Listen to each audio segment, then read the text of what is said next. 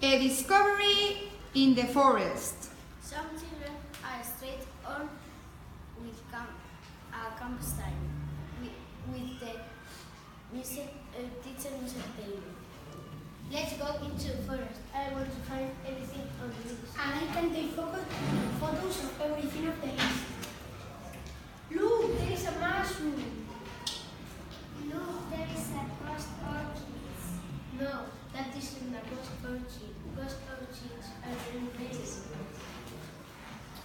Look, there is a badger. Oh, I can move. I think my leg is broken. What can we do?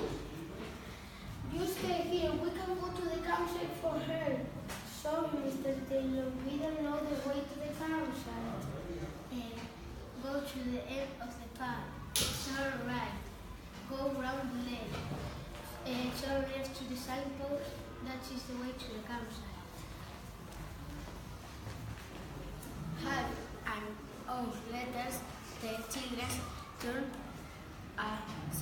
with the service, rescue services. It's my leg. I think it's broken. Look, you are lying next to a ghost orchid. They are very rare. Fantastic. Now we have photos of everything on the list.